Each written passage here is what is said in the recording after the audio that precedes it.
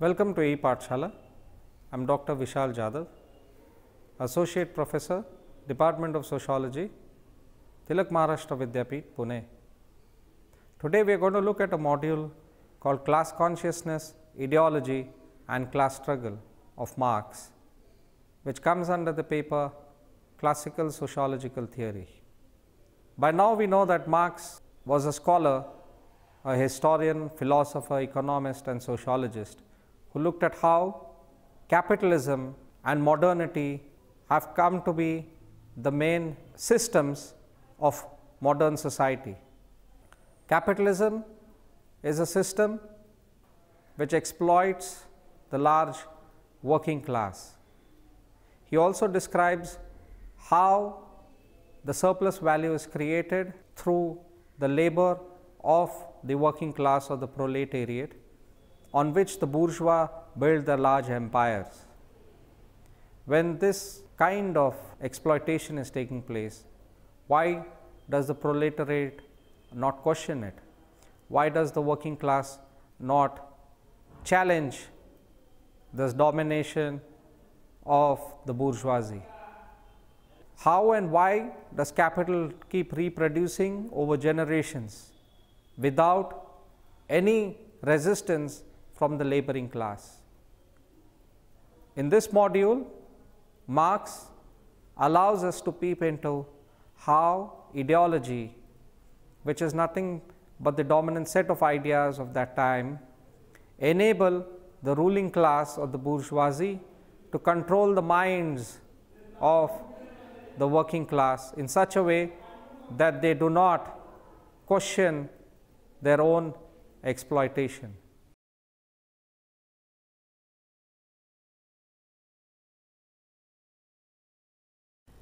Is it true that the working class is the bearer of a will and a capacity for radical revolutionary transformation?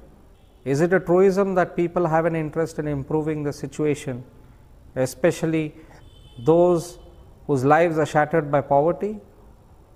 It could be by means of individual or collective betterment. In any society, there are organized groups trying to promote the interests broadly conceived of their members. There will also be many individuals who have strongly felt interest in some public good or collective action, but for various reasons are unable to join forces with other people with similar interest. Finally, there will be some individuals who objectively would seem to have strong interest in some public good, although subjectively they do not experience it that way.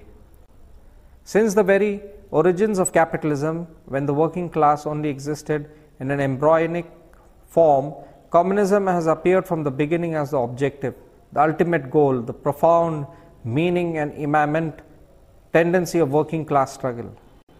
Marx's theory of class begins with a certain set of objectively defined interests, created by relations of exploitation and domination in production.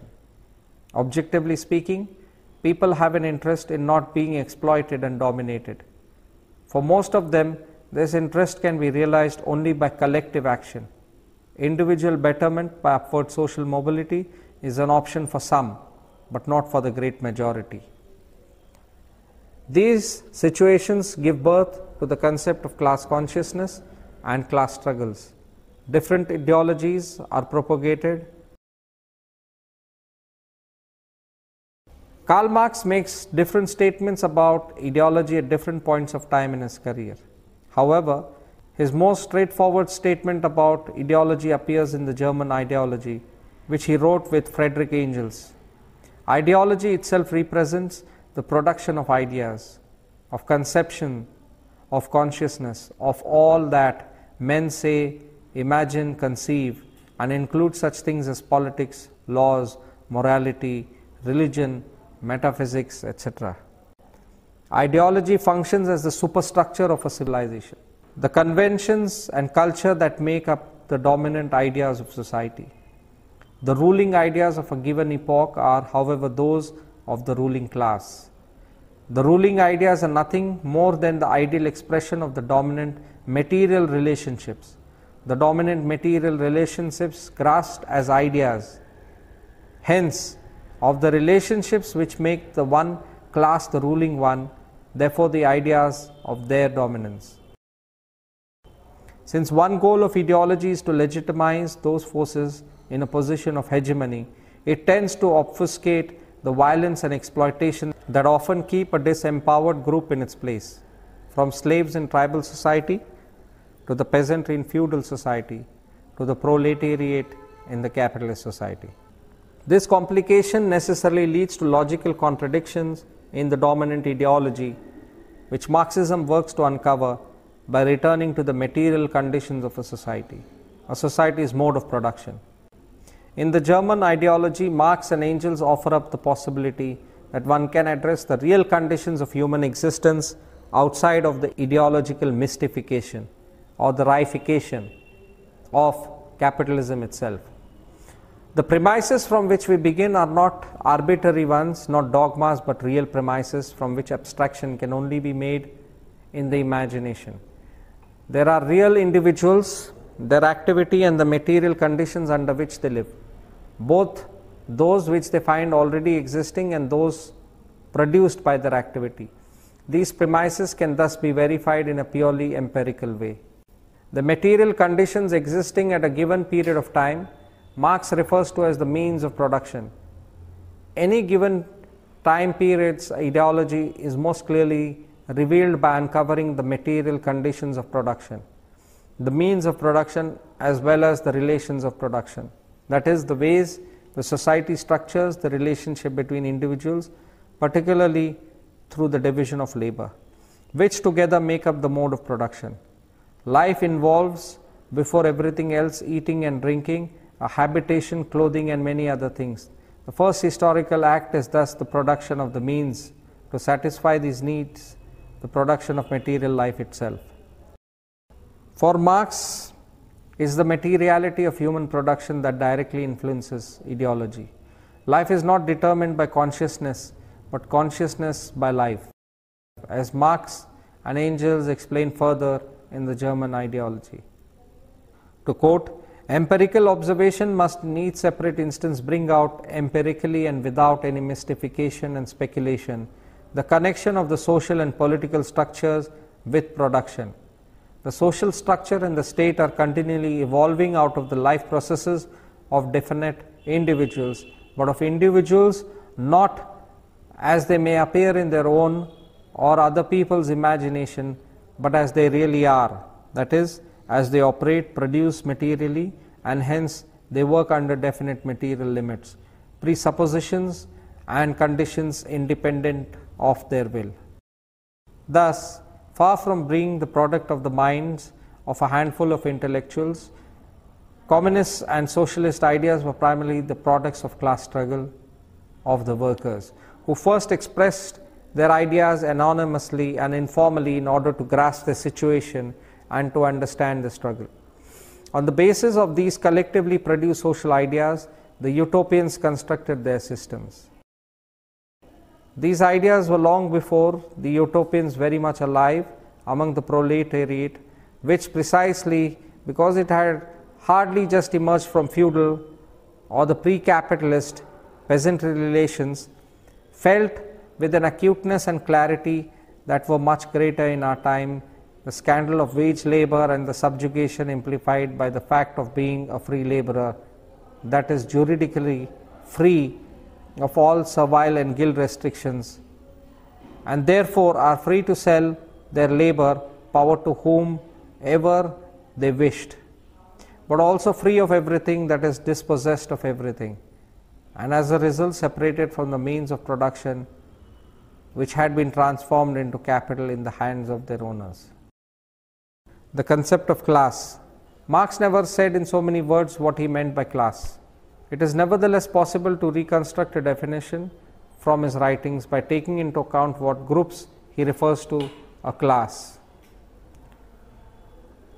What groups he explicitly says are classes, and what purpose the concept is to serve his wider theory, and particularly his view that classes are the basic units in social conflict, requires a definition that yields a small, determinate and non-arbitrary number of classes. Some thinkers like Roma define class as a group of people who all relate to the labor process in a similar way. For instance, all those who sell their labor for a living form a class, and all those who hire labor for a class, and those who work for themselves and neither hire nor sell labor for a third class. Things get much more complicated when one considers the fact that people have widely differing skills.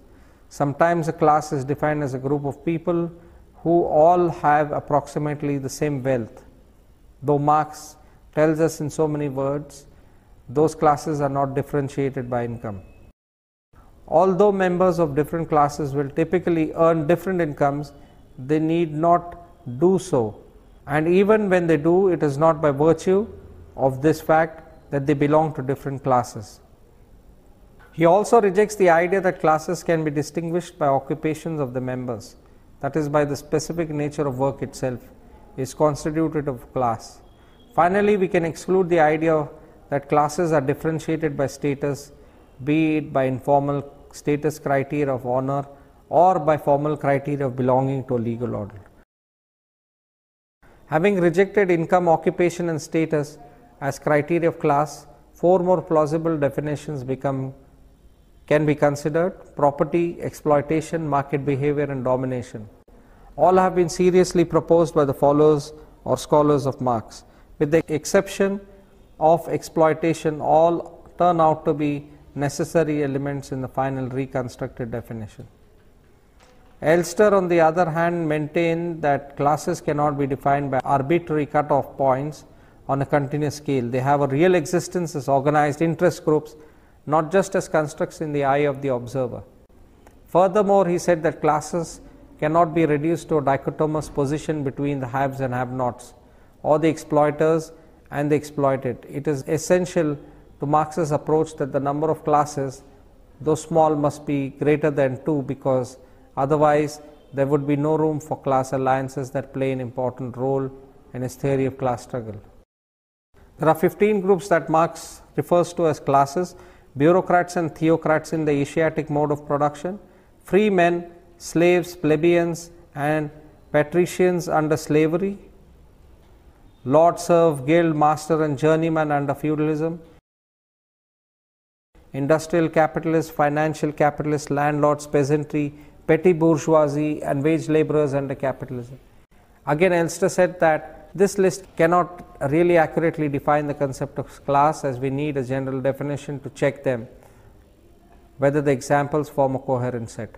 He posited that the immediate relations between classes are of two kinds. On the one hand, there is a transfer of surplus from below, on the other, transfer of commands from above.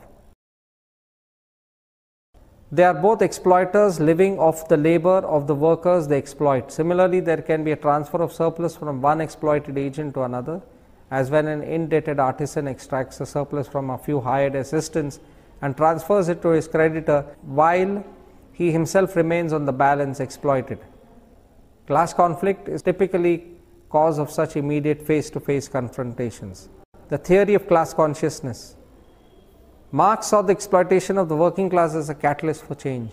He felt that the capitalist system of the time could not and should be destroyed, and Marx called for a revolution by the working class members.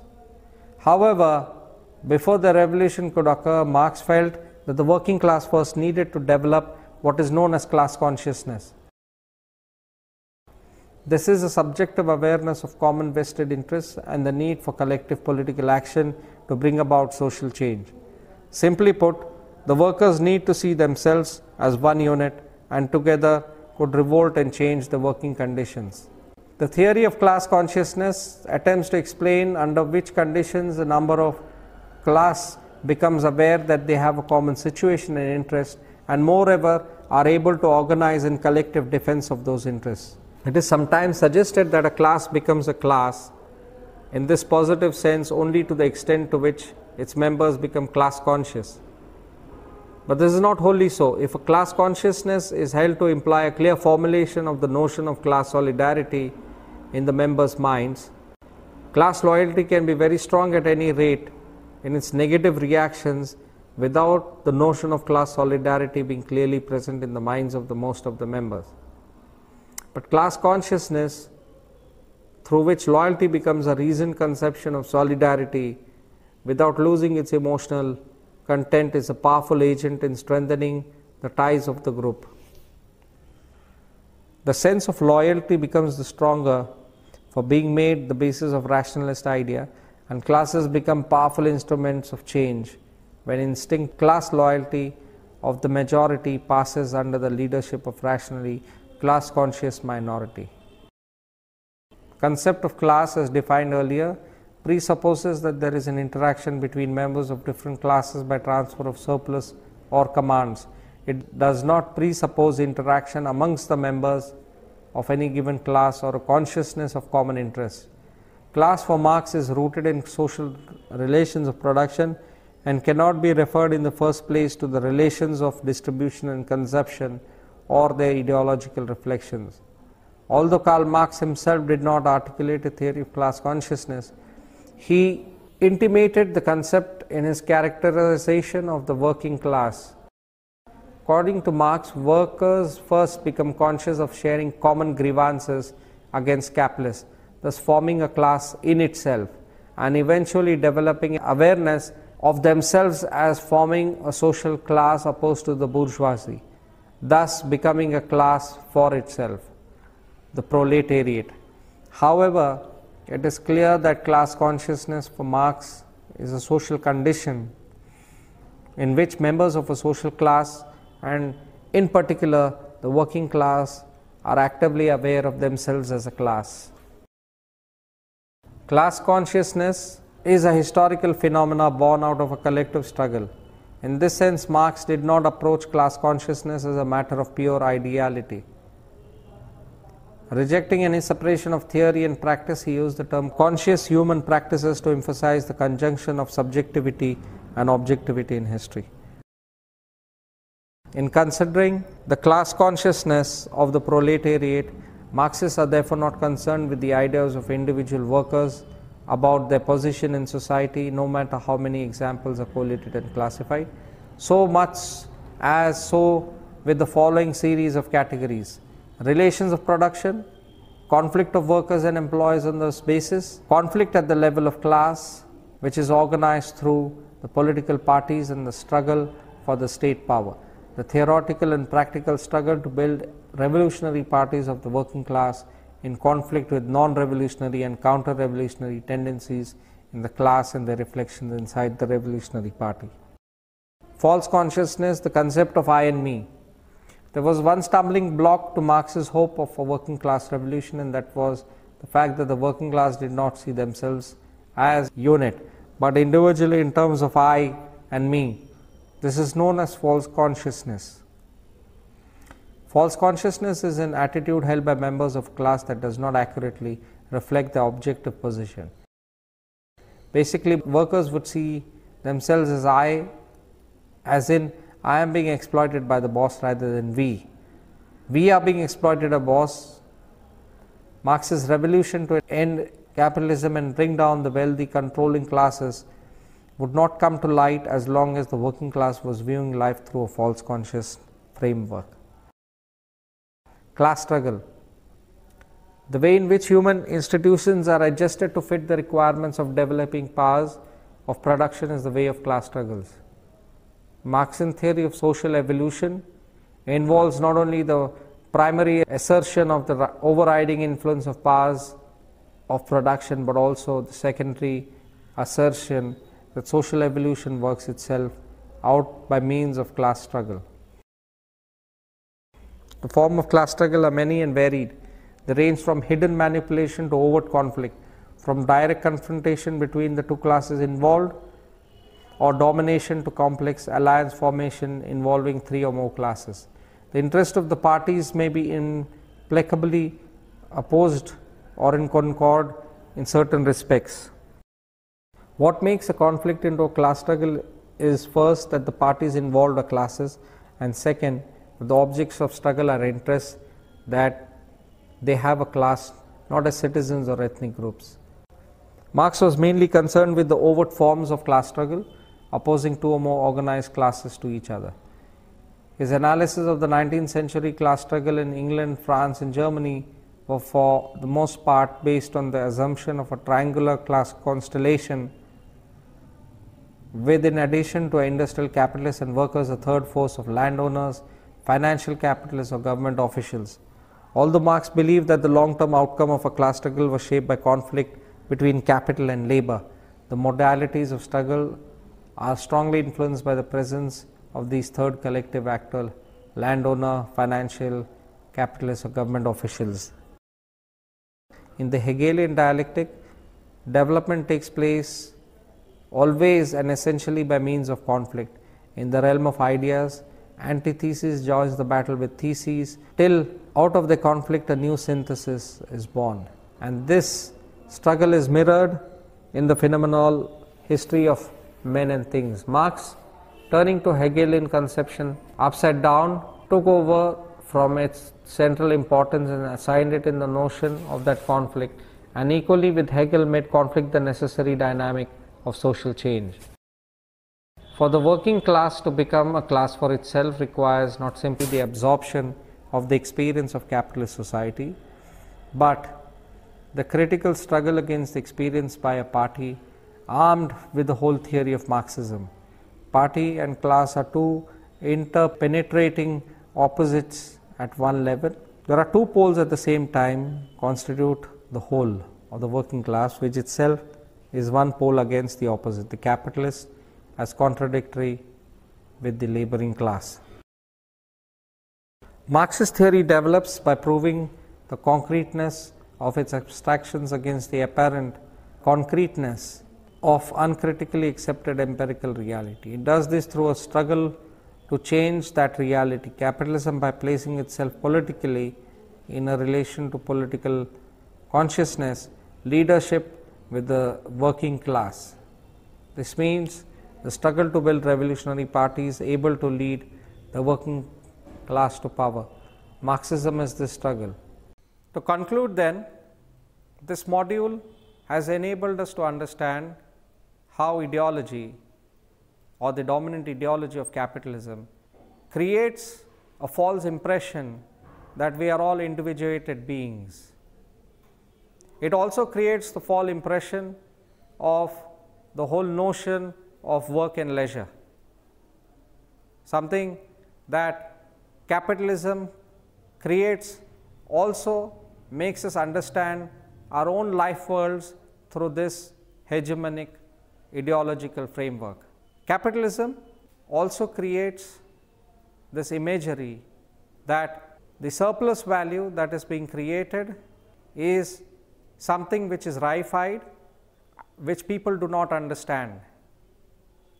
Marx, in his earlier modules we have seen, Marx has also attempted to discern how this particular surplus value is created from the labor of the proletariat or the working class. In this module, therefore, Marx talks about how class consciousness can actually be developed by overcoming this hegemonic ideology of capitalism. This class struggle will allow for challenging the capitalist system and overthrowing this gruesome structure which allows for perpetuation and subordination of the working class.